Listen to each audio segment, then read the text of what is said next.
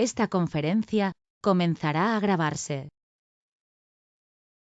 Hola a todos, buenas noches, bienvenidos a este seminario semanal que nos ha tocado el día de hoy, jueves 23 de marzo del año 2023, donde vamos a estar hablando específicamente sobre el tema que ven en pantalla, que ha estado moviendo y movilizando mucho tanto al mercado como a los inversionistas y a los analistas. Vamos a estar hablando entonces sobre la crisis financiera que se ha estado viendo en los mercados, sobre todo en el estadounidense. Vamos a hacer un análisis de lo que pasó y unas perspectivas, por supuesto, a largo plazo, donde también vamos a estar tocando el tema de la última decisión de las tasas de interés, tanto de la Fed como de otros bancos centrales de otros países, ¿sí? Este seminario es organizado por New Capital Securities, es un seminario de libre acceso, todos quedan grabados y están invitados a participar en cada uno de ellos. Aquí está la página oficial de New Capital, que es newcapitalsecurities.com, y este es el email del área de soporte, por si desean ponerse en contacto por canalizar alguna pregunta. support@newcapital-sec.com. Me presento, mi nombre es María Emilia Jiménez, soy técnica en gestión financiera, swing trader, trader especialista en lectura de mercados y coach de trading.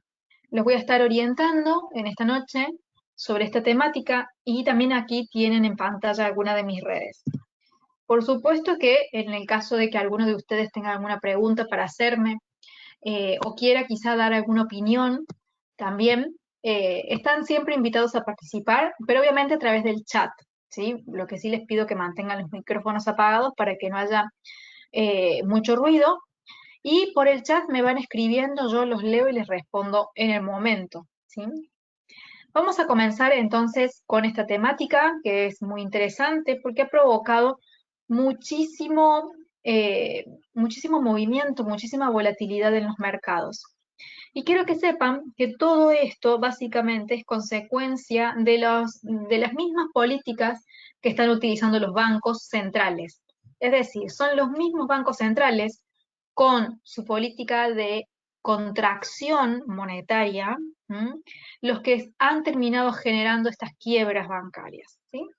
Obviamente son los bancos que han tenido este problema son bancos pequeños, son bancos, digamos, de mediano tamaño. No estamos hablando de bancos grandes como JP Morgan, Citigroup, Bank of America, etcétera, etcétera, sino de otros bancos más pequeños que obviamente tienen condiciones diferentes, tienen obviamente mucho menos capital y eso incide, por supuesto, también en todo esto.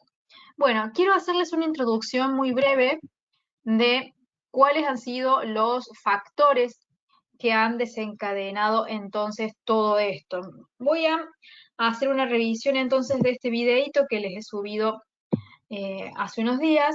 Vamos a leer algunas partes, concretamente no lo vamos a ver todo, pero les quiero ir mostrando principalmente la explicación. Vamos a ir poniendo una pausa en el momento para explicar. Bueno, el primer banco que se declara en quiebra fue el banco de Silvergate, y las acciones, por supuesto, cayeron mucho. Después vamos a ver los gráficos. Este fue el primer banco que se presentó en quiebra.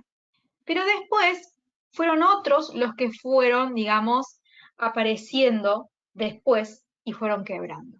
Acá podemos ver, esta es la imagen, digamos, de cómo estaban cayendo las acciones. Vean, de acciones que valen más de $100 cada una, al momento en el que se sacó esta imagen, estaba en 2,50 cada acción, o sea, es una caída tremenda. Y hubo otros bancos más que se sumaron entonces a estas quiebras, que fue el de Silicon Valley Bank o SVB, le pueden decir B corta, B grande, B chica, acá les decimos igual, B corta, B larga, y también el banco Signature Bank, ¿sí? Los tres bancos son todos estadounidenses. Bueno, después les quiero mostrar por qué es que estos bancos se han derrumbado y quiero explicarles cuál es la conexión que esto tiene con los planes que ha estado poniendo en marcha la Reserva Federal últimamente y que todavía están puestos en marcha, para que ustedes puedan relacionar entonces esto. Todo ha sido consecuencia de la venta de bonos récord que ha hecho la Reserva Federal ¿sí? Que ha hecho una venta de bonos del Tesoro durante el año 2022. ¿Cuál fue el objetivo de esa venta de esos bonos del Tesoro? El objetivo es reducir la inflación. Hacemos un freno aquí y les explico por qué. Ustedes recuerden que cuando la inflación se sale de control, generan muchos problemas estructurales en la economía. Y es entonces urgente mantenerla o volverla al equilibrio. Y recuerden que uno de los mandamientos, digamos, una de las órdenes que tienen los bancos centrales, o por decirlo mejor, de las funciones, los bancos centrales deben mantener la estabilidad de precios. Es decir, que no pueden permitir que la inflación se les escape, porque para eso fueron creados, entre otras cosas. Pero el rol más importante que tiene un banco central es mantener la estabilidad en los precios. Entonces, si la inflación se dispara, tienen que actuar para bajarla. Una de estas medidas es subir las tasas de interés, que es lo que hemos venido viendo, subir las tasas, que todos los bancos centrales lo vienen haciendo, ya sea en mayor o en menor medida, pero lo hacen.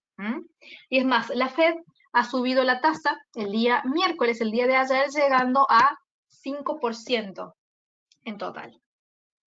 Otra de las medidas que los bancos centrales usan para reducir la inflación es la venta de bonos del Tesoro. ¿A quién se los vende? A los inversionistas, a los ciudadanos, es decir, todas las personas que están interesadas en comprar bonos. Entonces, al venderle los bonos, las personas, los inversionistas se quedan con ese bono, que este es un papel que lo representa, y las personas le dan el dinero al Banco Central.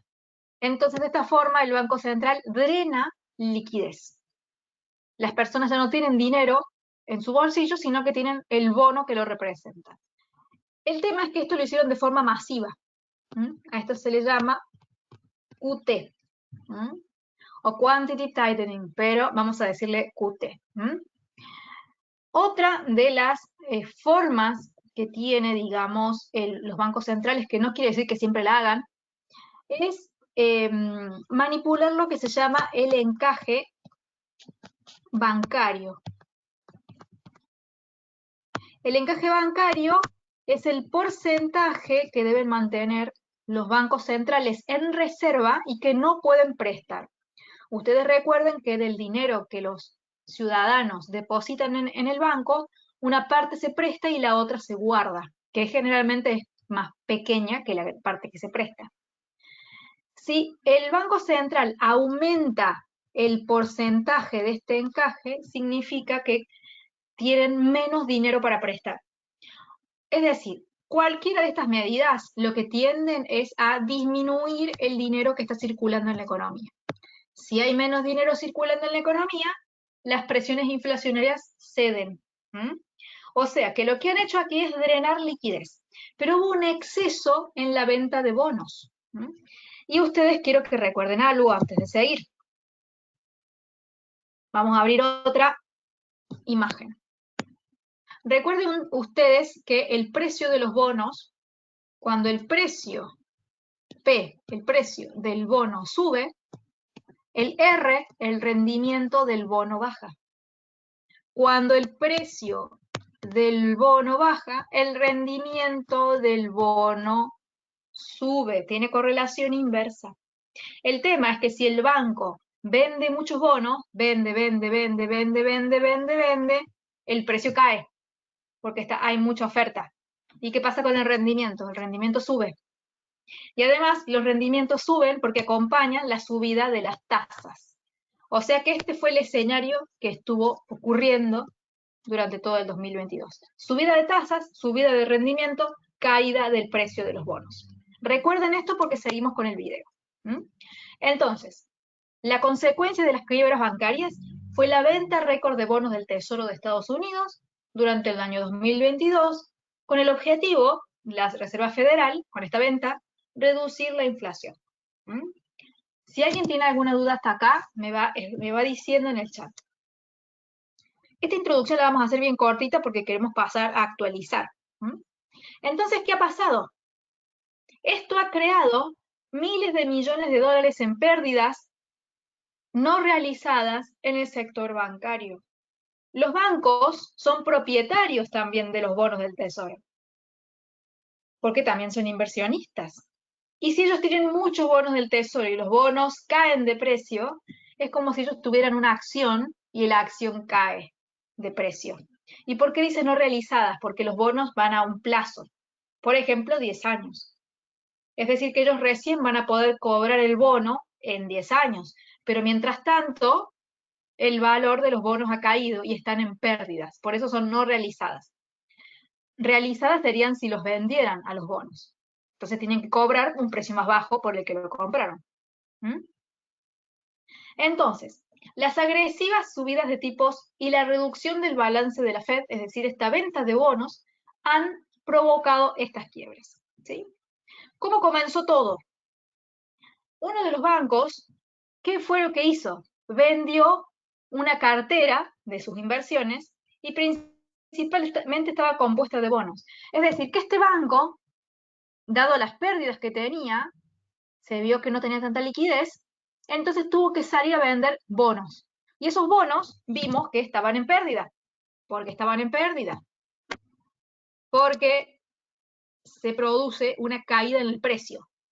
Supongamos que yo compré el precio a $100. Ese era el precio de cuando compré el bono. Y ahora el bono vale 50. Si yo no vendo, estoy perdiendo $50 por bono.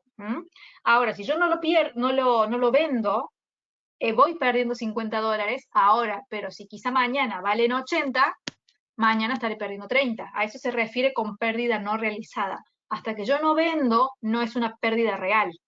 El tema es que este banco tuvo que vender y tuvo que vender en pérdida.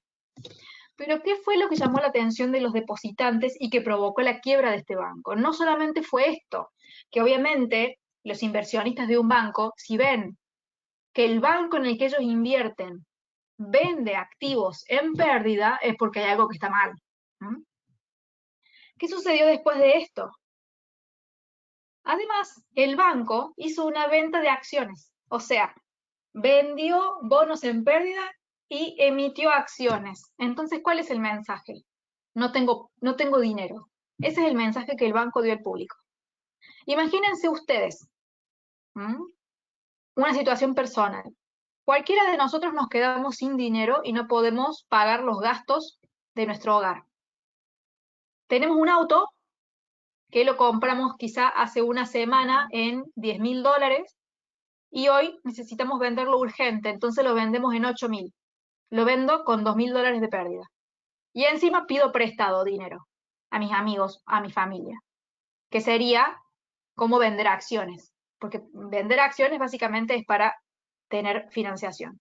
Entonces, si de repente, ahí cierro la idea y leo la pregunta, si de repente yo compré un automóvil, un carro, hace una semana en $1.000, en $10.000, y ahora lo vendo en 8, la gente que me ve que hago eso dice, esta persona está desesperada por dinero. Por eso está vendiendo el automóvil, $2.000 abajo. Y encima está pidiéndole dinero a su familia. O sea, tiene una deuda que es muy grande. Ese es el mensaje que dio el banco, haciendo estos movimientos. Vendiendo bonos en pérdida y encima queriendo vender acciones. Una duda, pero al vender no recogió un rendimiento alto, tengo esa duda. Claro, sí, el rendimiento aumenta, pero quizá el rendimiento sube y no es suficiente para compensar la pérdida de valor. Eso hay que hacer un cálculo para eso. Hay casos en el que la pérdida de valor sí es compensada por el aumento de rendimiento, pero hay que ver cuánto cayó y hay veces que no. Pero sí se compensa. El tema es que el rendimiento te lo pagan cuando finaliza el plazo, salvo que el tipo de bono tenga pagos en el medio, depende del tipo de bono. Pero muy buena tu pregunta, Alexandra. ¿Sí? Hay algunos bonos que hacen pagos cada tanto, hay otros que pagan solo al final. Entonces, en el caso de que sean los bonos que pagan solo al final, no queda otra que esperar y, como dice acá, levanta sospechas. Entonces, ¿qué pasó? Se generó una corrida bancaria. ¿Qué es una corrida bancaria? Es cuando todos los depositantes se apresuran a retirar sus fondos, porque están viendo que el banco está haciendo movimientos raros, extraños, genera desconfianza, entonces los que tenemos dinero o tenían dinero depositados en ese banco van y lo quieren retirar, porque el banco está haciendo cosas raras.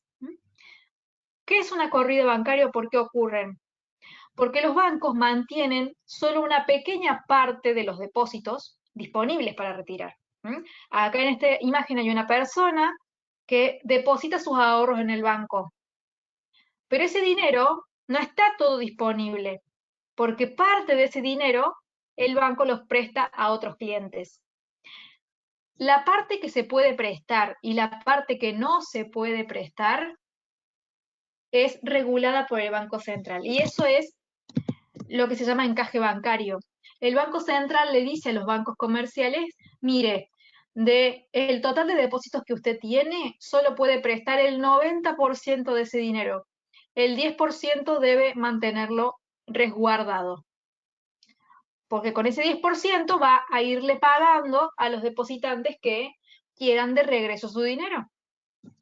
El tema es que es difícil que todas las personas vayan a buscar su depósito al mismo tiempo. Esta es una foto sacada de Argentina, donde hubo un momento en el que las personas se apresuraron a buscar su dinero y ese dinero no estaba. Obviamente no va a estar, nunca va a estar, porque los bancos trabajan con esto que se llama reserva fraccionaria. Es decir, parte del dinero, gran parte la prestan. Entonces, si todos van a buscar su dinero, no está porque está en manos de otros clientes que han sacado préstamos. Ese es el negocio de los bancos.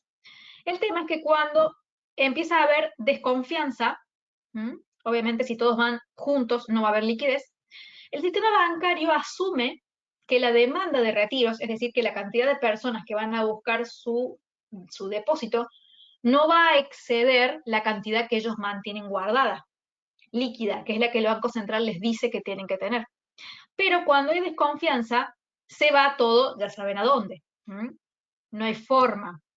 La desconfianza hace que se esfume esa suposición. ¿Y cuándo se desploma la confianza del cliente? Y cuando hay maniobras extrañas, que fue como una de las que pasó. Entonces, ¿cuáles fueron las medidas que se tomaron y que trajeron un poco de tranquilidad y que por eso los mercados remontaron un poco hasta lo que ocurrió con Powell, que fue el último evento que pasó ayer? Los reguladores de Estados Unidos toman el control de los depósitos y cierran los bancos. Los cierran para que las personas no puedan sacar más dinero. Y la administración de Biden anunció que los depositantes podían acceder a sus depósitos al inicio de la semana, porque ocurrió un viernes y se dice que el lunes ya pueden sacar sus depósitos. Pero como que frenan el retiro de depósitos así tan apresurado.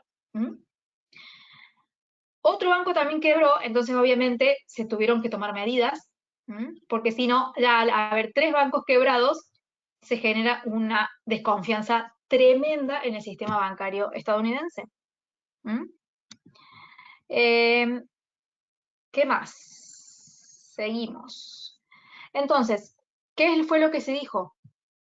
Se avisó, como decía ahí el gobierno de Biden, diciendo, quédense tranquilos, a partir del lunes sus depósitos van a estar a salvo, pero ¿cómo es que los depósitos van a estar a salvo si recordemos que el dinero está en mano de otros clientes? Y quiero mostrarles aquí con, a ver, voy a cerrar acá, con Twitter, qué fue lo que sucedió, qué es lo que hicieron los bancos para traer tranquilidad. Y acá está. Vean ustedes en este gráfico, que de paso se los muestro, estas son inyecciones de liquidez. Miren, esta fue la última para salvar al sistema bancario. La Fed realiza la mayor inyección de liquidez en la banca de la historia.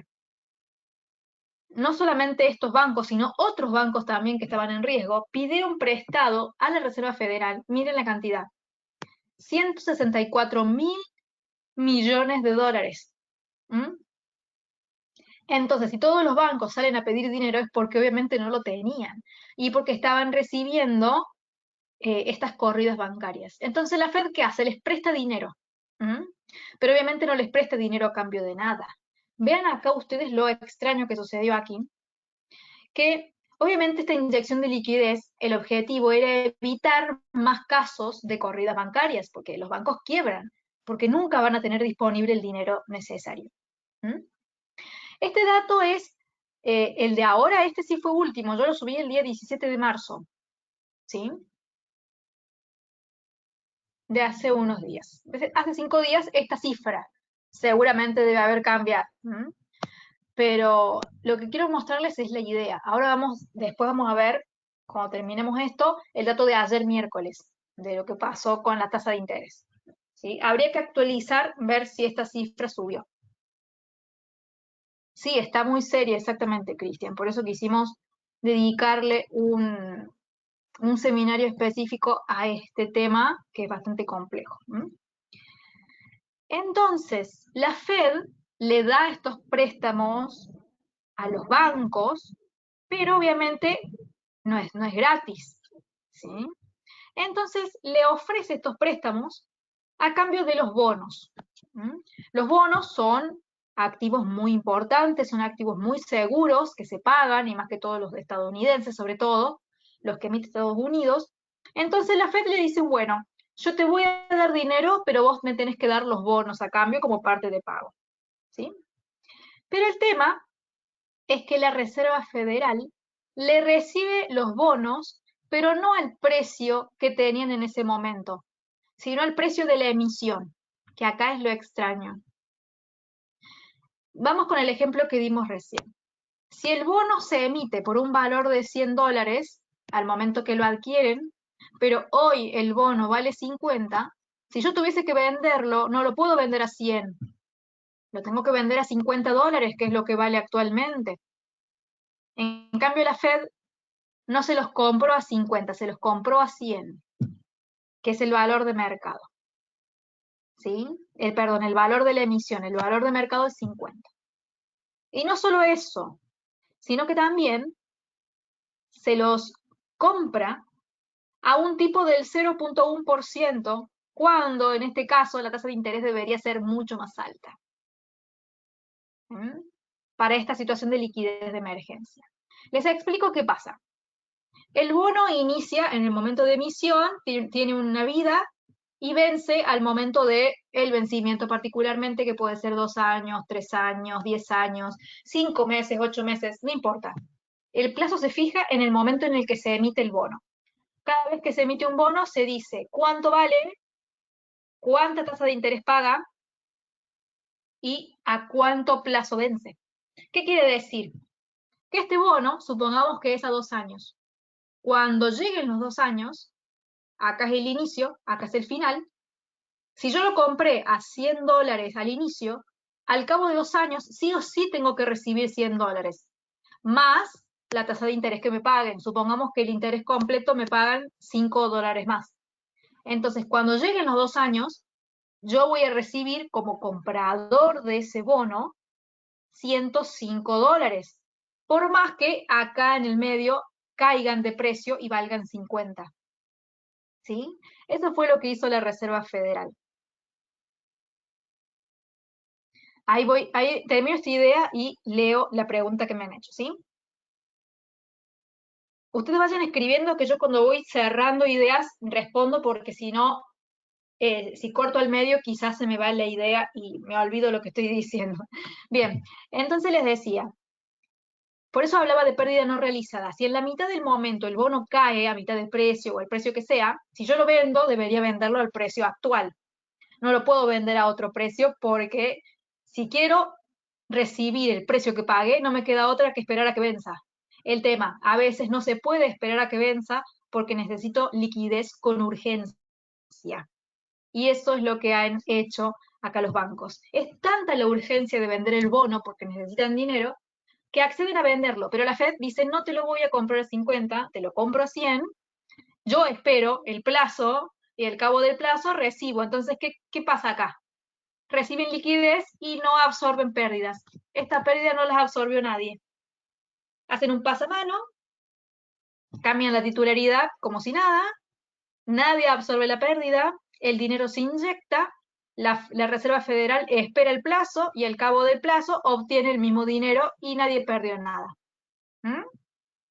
pero la pérdida sí está. Entonces, ¿qué es lo que se pierde? El dinero que se emite, que se inyecta, es igual a más liquidez, es igual a más inflación, es igual a más devaluación. ¿Quiénes absorben la pérdida? Los ciudadanos con la inflación. ¿Mm? Y ahí justo respondo a la pregunta de Cristian. ¿Quién absorbe la pérdida? Siempre el ciudadano o el consumidor con la inflación. Porque ustedes piensan que la inflación es simplemente que el precio es más alto. No, la inflación significa que tu moneda vale menos. Eso es absorber pérdida. Ese es un impuesto que nadie sabe que es un impuesto. La inflación es un impuesto. Ahora voy a leer las preguntas que me quedaron pendientes, ya que pude cerrar la idea. Acá Tenorio me dice, ¿será que la Fed luego quiere imponer a los bancos su Fed Coin?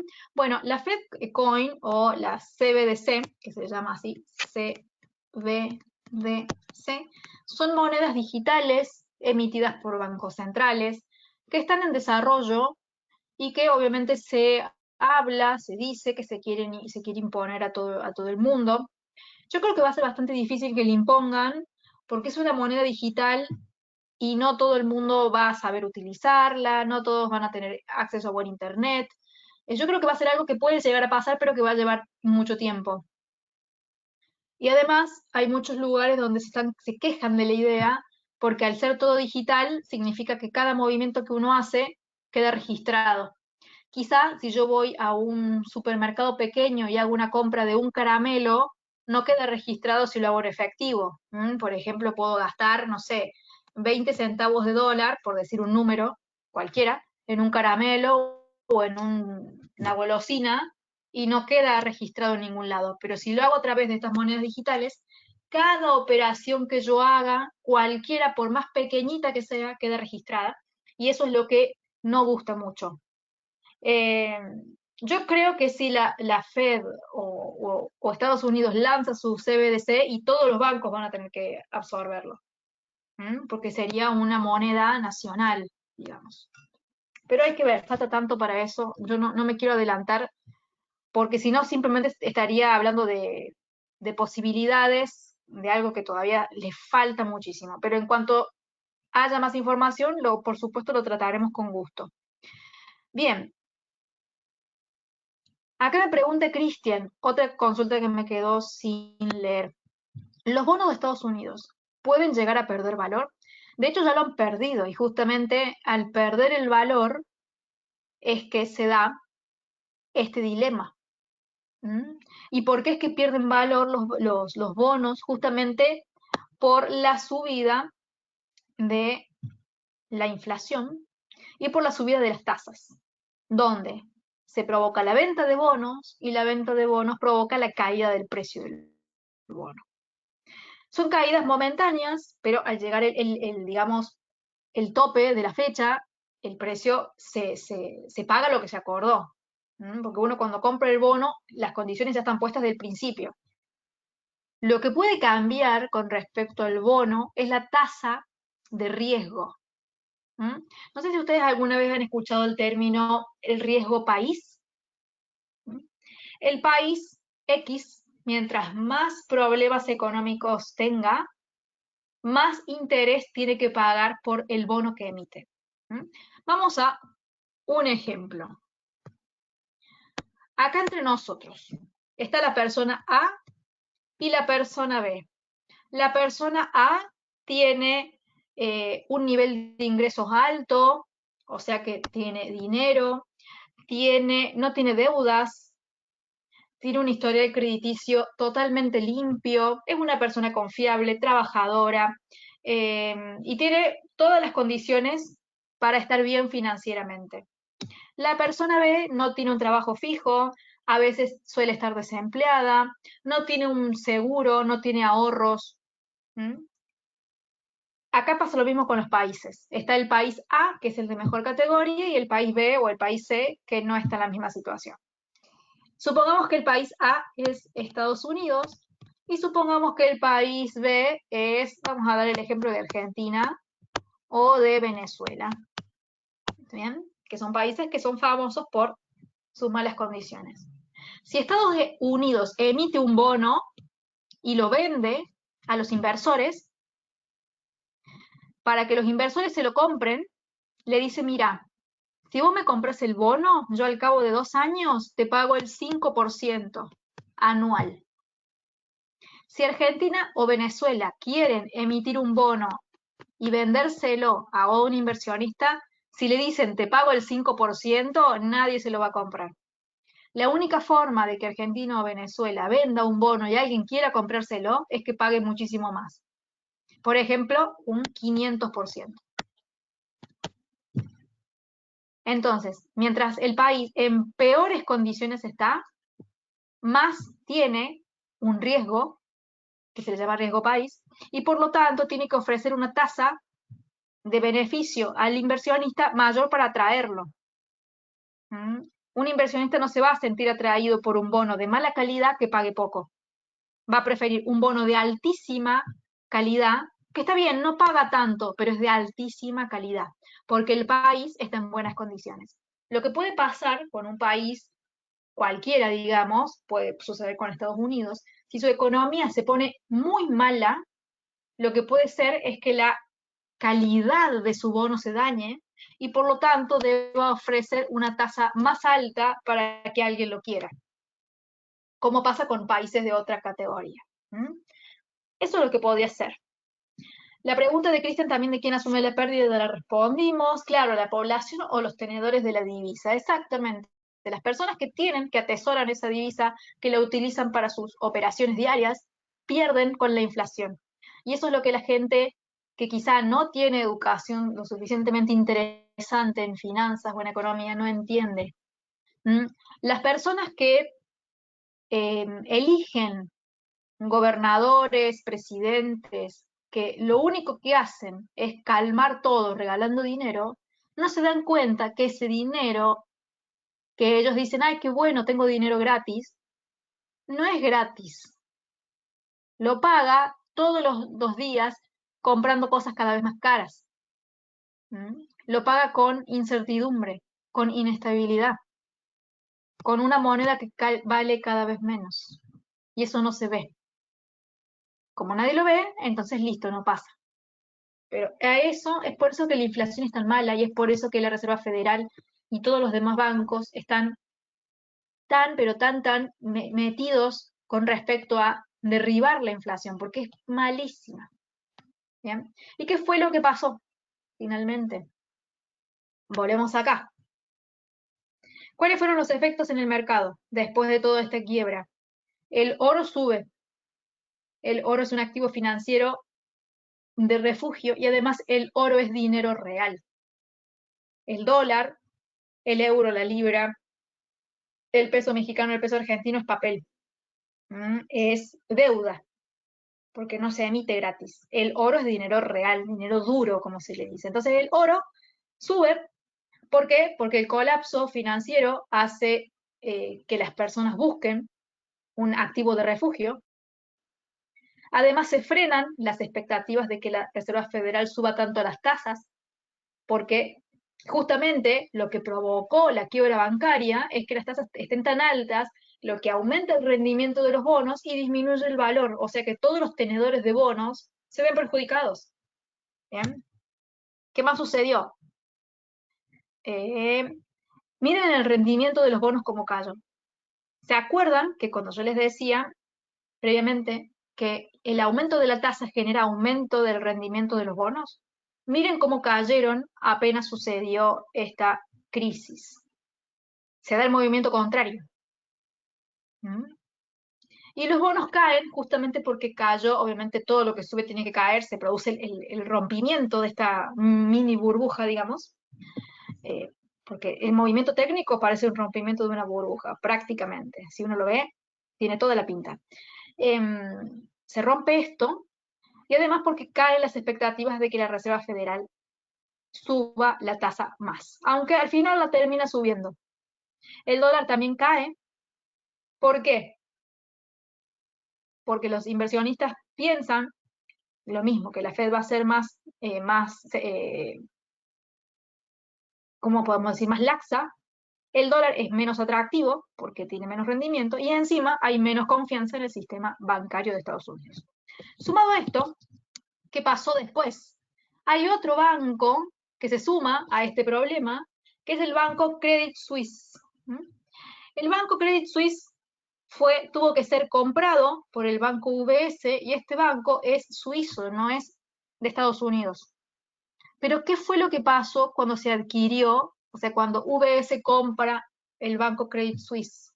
Hay una especie de bonos que emiten los bancos, que se llaman bonos AT1, que es un bono que compran aquellos inversionistas en los bancos, que es necesario, es reglamentario que los emitan y necesitan buscar compradores, porque es una forma de cobertura que tiene el banco. Es un sistema de salvataje que tiene el banco ante una crisis.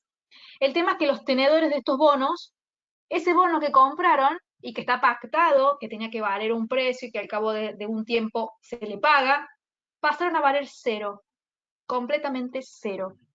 Y esto obviamente trajo un problema enorme en el mercado de bonos AT1. Y esto fue justamente por orden de un regulador suizo y se sucedió como consecuencia de la fusión con UBS. ¿Bien? Vamos a ver entonces qué es el bono AT1. El bono AT1 son recursos que utiliza un banco, por eso son amortiguadores, cuando el valor de ese banco o el valor de sus acciones cae por debajo de un determinado umbral, es decir, cuando está en riesgo de quiebra. ¿Por qué es que son amortiguadores? Porque estos bonos rápidamente se pueden vender y convertir en capital o se pueden amortizar, es decir, que son de muy fácil conversión. Entonces es cuando uno empieza a quedarse sin dinero, los puede vender rápido y hacerse de liquidez. Los que tenían el bono T1 perdieron todo, exactamente, Cristian, así fue.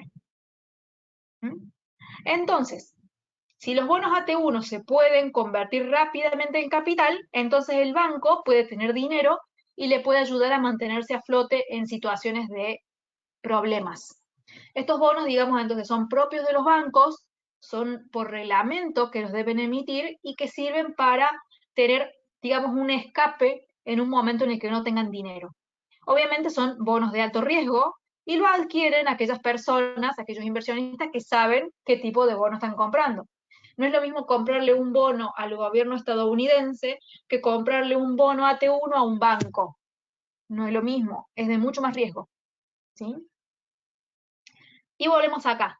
Como es de mayor riesgo, tiene que pagar un cupón o un interés más alto. Vamos al ejemplo que decíamos recién de Argentina y Venezuela. Como son países de mucho más riesgo, sí o sí tienen que pagar un interés alto para que los inversionistas quieran comprarlo, si no nadie se los va a querer comprar. ¿Qué pasó acá? Además, al existir estos bancos, es una forma de que los inversionistas asuman el riesgo y no los depositantes. Porque recordemos que los depositantes son realmente los que dan dinero al banco y con ese dinero el banco lo presta. Pero si el banco quiebra, no puede quedarse sin dinero para los depositantes. Alguien tiene que cubrir la pérdida. En este caso, los que tienen los bonos AT1 son los que más expuestos están. Pero los tenedores de estos bonos tienen prioridad por sobre los accionistas del banco. Los accionistas básicamente son los propietarios del banco. Es decir, que a la hora de una quiebra, ¿quién es el que más prioridad tiene? Primero el depositante, después serían los bonos, AT1, y por último el accionista, que es el que más pérdidas debería asumir en el caso de una quiebra. Pero en este caso no fue así. ¿Qué fue lo que pasó en este caso? Como el banco suizo o los supervisores financieros suizos no tienen obligación de adherirse a una estructura de capital, por reestructuración acá pasó lo opuesto. Los tenedores de bonos AT1 salieron perdiendo, pero los accionistas no. O sea que se dio todo lo opuesto. Los bonos AT1 valieron cero, mientras que los accionistas obtienen una pequeña porción por acción. Es decir, que los accionistas obtienen dinero y los tenedores del bono, los bonos no. Esto fue totalmente extraño, la reacción del mercado fue muy mala, no en los bonos comunes, sino en los tenedores de bonos, específicamente de estos, porque obviamente quien tiene ese bono, piensa que va a tener un respaldo, una prioridad y que de repente no lo tenga, entonces se empezó a correr un pánico tremendo sobre los poseedores de estos bonos, de este tipo de bonos.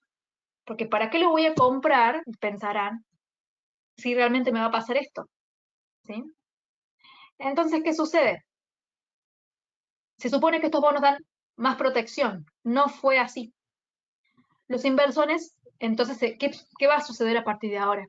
Los inversores se van a mostrar mucho más cautos a la hora de comprar bonos AT1 en el futuro. Pero, como dice acá, recordemos que los bancos necesitan captar fondos en los mercados de bonos porque los necesitan para cumplir requisitos reglamentarios. Entonces, esto quizá ahora no hay tanto problema. Pero ¿qué pasa si esto se contagia y ya disminuyen las personas o los inversionistas que quieren estos bonos? Si los bancos no los pueden vender, entonces no pueden cumplir con requisitos reglamentarios para su actividad.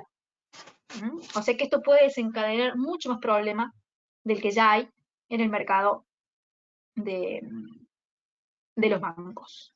En este caso, particularmente, fue legal para el gobierno suizo porque se ve alguna letra chica que decía que los bonos específicos de Credit Suisse podían quedar sin valor.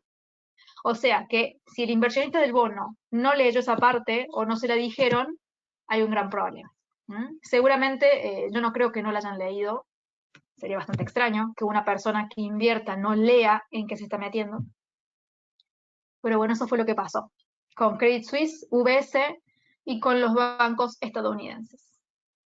Después de todo esto, de esta caída que fue tremenda y que las bolsas cayeron, todo se fue, hubo mucho pánico, había dudas de qué va a hacer la Reserva Federal. ¿La va a seguir subiendo la tasa si justamente la tasa tan alta provoca todo esto? Y aún así, la subieron a la tasa, como se demuestra aquí.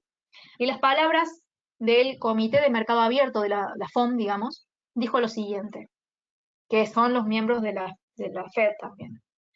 Dijeron así: el sistema bancario estadounidense es sólido y resistente.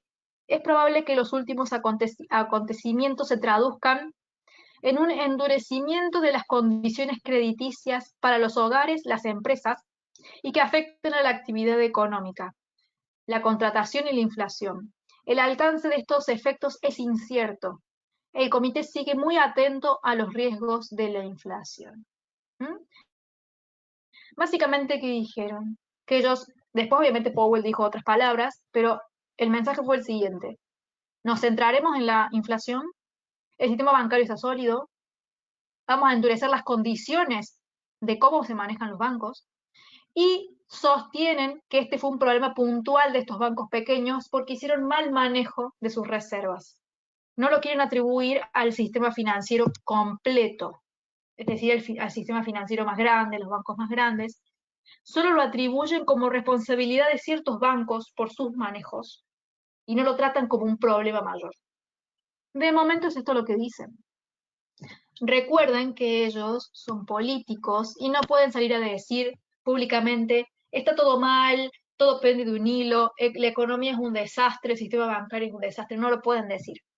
Un presidente de un país tampoco puede salir a decir públicamente eso. Por más que el país arda en llamas, siempre van a tratar de decir alguna palabra como para traer tranquilidad, porque ellos viven de eso. Si no, ¿quién los elige? Nadie los votaría si un presidente dice esas cosas. Entonces, ellos tienen la responsabilidad de tratar de suavizar siempre el discurso.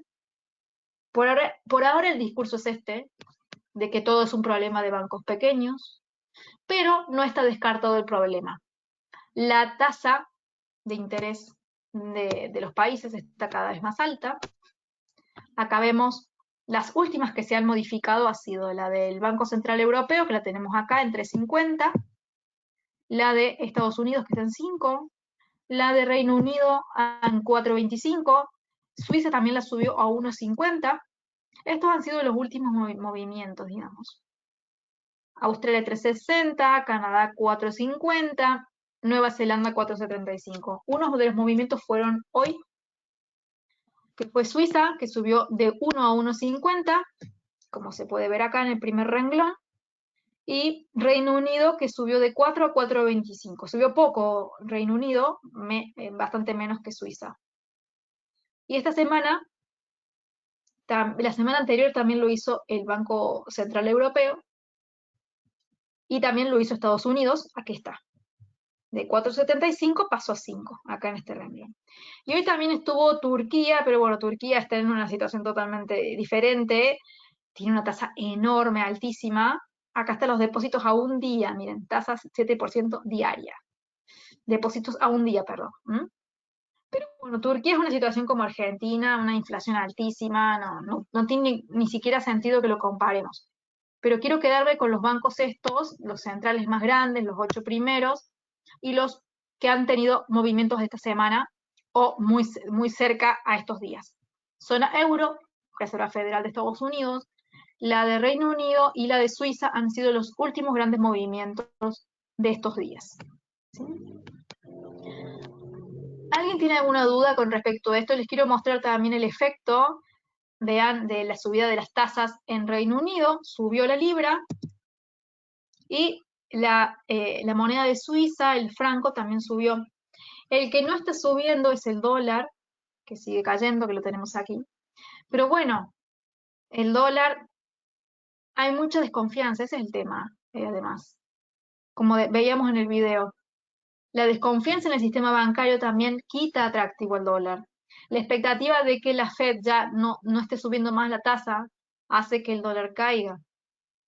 Porque ahora la subió, pero el inversionista está seguro de que la Fed va a tener que frenar un poco, porque ya ha provocado quiebras. Por más que diga que son otro tipo de problemas, las quiebras son parte, este sistema bancario, de lo elevado de las tasas, del elevado eh, el rendimiento de los bonos y la pérdida que han tenido estos bonos que han generado este problema de liquidez enorme en los mercados. ¿Se entiende entonces cómo funcionó todo, cómo se desató, qué fue el causante? ¿Mm? Acá me dice Cristian, se ha recuperado el dólar hoy. Sí, ha tenido un pequeño rebote, que es este de acá. Igual recuerden, por más que el panorama sea feo y el activo X, el que sea, esté cayendo, no significa que va a caer de forma vertical.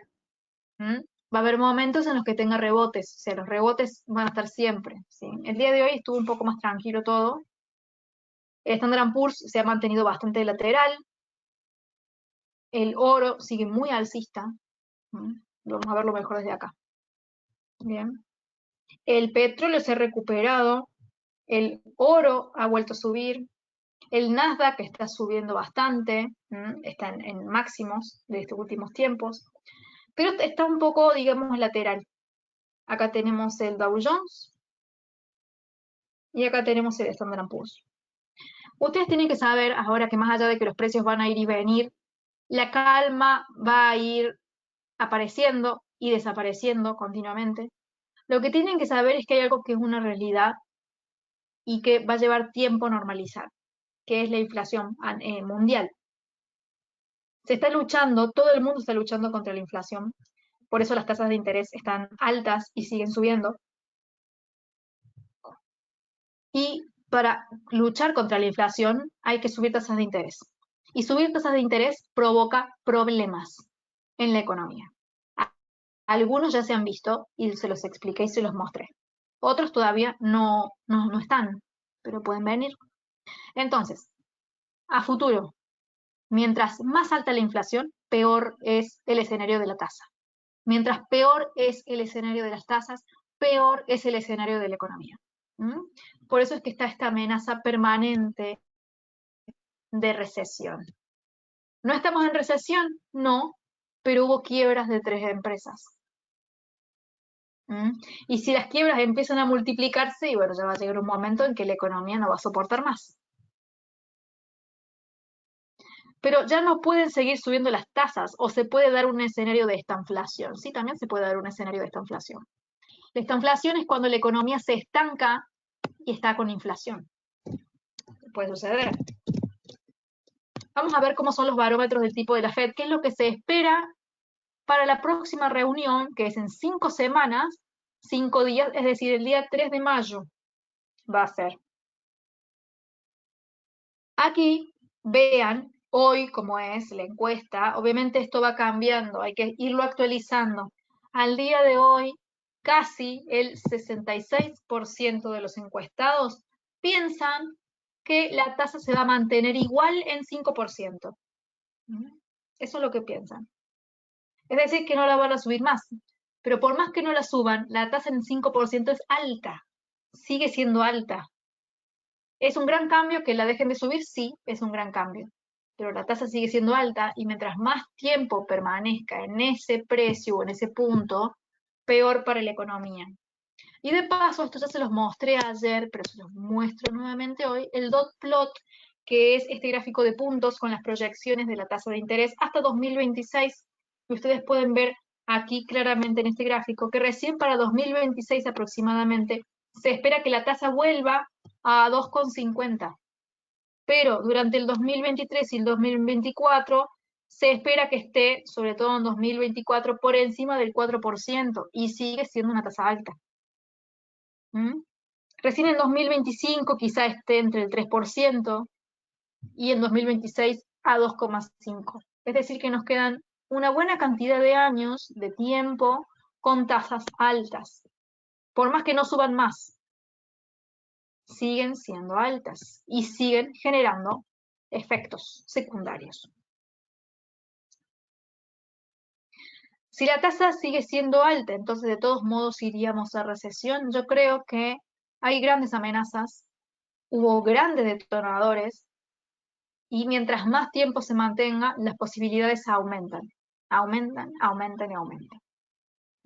Cada vez estamos más cerca. No significa que sí o sí tengamos que ir. Quizá no sucede, no está todo dicho. La forma de ver esto es a través del PBI. Vamos a ir a la página Trading Economics. Ustedes lo que tienen que hacer es seguir la evolución del PBI. Vamos a ir a países, vamos a poner Estados Unidos. Vamos a ver dos gráficos. Vamos a ver la tasa de PBI, que es la tasa anual.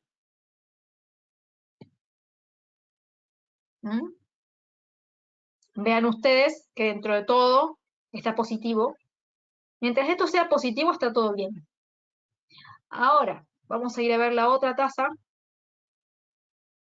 Perdón, estaba viendo la... Voy a abrir las dos juntas, que se me mezclaron. Vamos a ver la anual, perdón, que es esta, y esta es trimestral, disculpen, las que les mostré recién es trimestral. Bien, entonces, cuando ustedes ven esto, mientras los datos sigan siendo positivos, está bueno porque significa que el PBI va creciendo. Pero ustedes pueden ver que la tendencia claramente es a que esté disminuyendo cada vez menos. Pero lo que no puede ser negativo, o si sucede que hay dos periodos negativos consecutivos, ahí se declara la economía en, digamos que ya está el inicio de recesión. Acá hubo 2 trimestres, pero en el tercero remontó. Acá hubo 2, pero en el tercero remontó. Esto fue en año 2022, en el primer semestre. Es decir, los primeros 2 trimestres dieron negativos. Ya ahí había recesión técnica. Cuando hay 2 trimestres consecutivos negativos en PBI, se llama recesión técnica. Ahora, si continúa, ya estamos en recesión, pero acá como que se superó. ¿Cómo pueden saber entonces si estamos en recesión o no? Viendo este dato. Este dato nos dice todo. Y demás, obviamente, viendo todo lo que sucede, estando en contacto con las noticias, también les da una idea. Y para eso, para que estén al tanto de todas las noticias que se publican, de las más importantes, es que New Capital les prepara de forma diaria este boletín, que tiene toda la información concentrada y bien resumida de todo lo que pasa.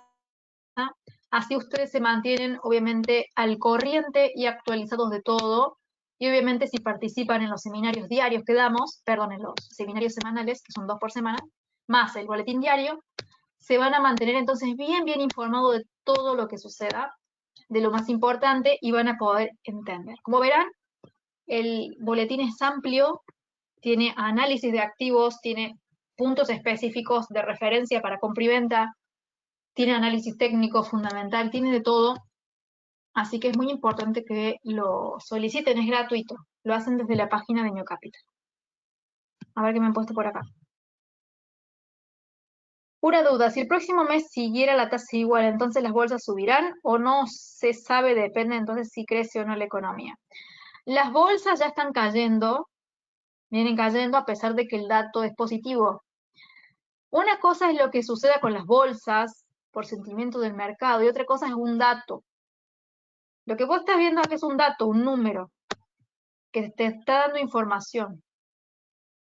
Pero ese dato puede generar caídas o no. ¿Mm? Porque recordemos que los precios suben o bajan por expectativas.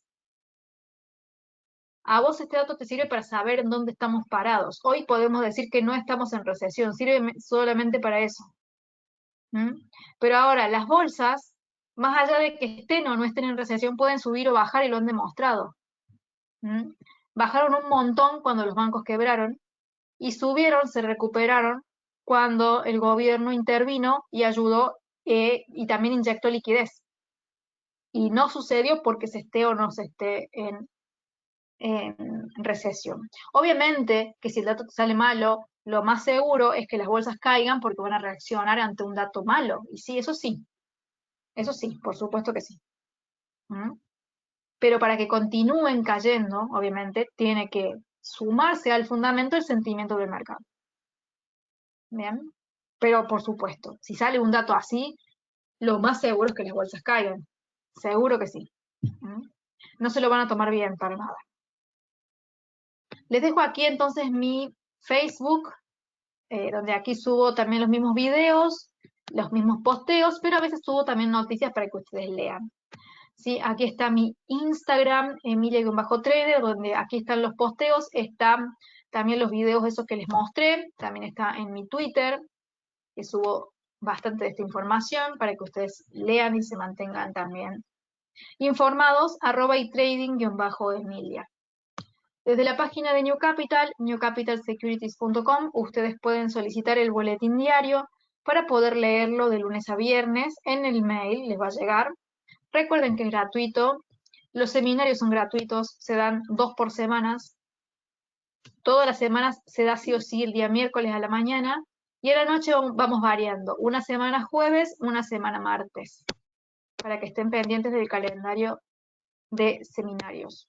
Y más abajo está el área de suscripciones, donde aquí está a la izquierda los reportes diarios.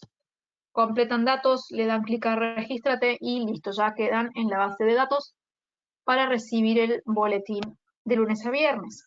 Y aquí a la derecha, solicitud de cuenta demo, completan datos, clic en solicitar y les llega un mail con un link para que ustedes puedan descargar e instalar esta plataforma que se llama MetaTrader 4 en su PC, para que puedan estar atentos a lo que es el seguimiento de los precios, al trazado de líneas, para obviamente practicar e ir aprendiendo cada vez más. ¿Sí? ¿Alguien tiene alguna otra duda con respecto al tema que se vio hoy? Espero que se haya logrado entender. Es un tema un poco complejo porque requiere de conocimientos propios de lo que es la economía, el funcionamiento de los bonos y demás. Espero haberlo explicado de una forma sencilla. Si no, obviamente me van diciendo. También por eso utilizo ejemplos así de economías caseras, de países, como para que se vaya entendiendo. ¿Sí? Y obviamente quédense atentos a mis redes, porque cada novedad que voy viendo la voy subiendo. ¿Mm? Y recuerden que las tasas han vuelto a subir, que ya se espera para la próxima reunión que se mantengan. Quizá este es el tan esperado pivote de la Fed, ¿sí? Pero obviamente, si bajan las tasas, tiene que haber una inflación que esté cediendo, porque de nada sirve bajar las tasas para evitar una recesión si tenemos la inflación muy, muy desmedida. Tiene que haber un equilibrio. ¿Mm? Bueno, muchas gracias a todos por haber participado. Me alegro que les haya gustado el seminario. En mi canal de YouTube mañana ya va a estar seguramente la grabación del mismo para que lo puedan rever o compartir con otras personas que les interese el tema. Y está subido también el que tuvimos ayer al mediodía, para que lo vean aquellos que no estuvieron presentes. Les deseo un lindo viernes, lindo fin de semana y nos vemos la semana que viene con más seminarios y más boletines. Que anden muy bien y muchas gracias por estar con nosotros. Chao, chao.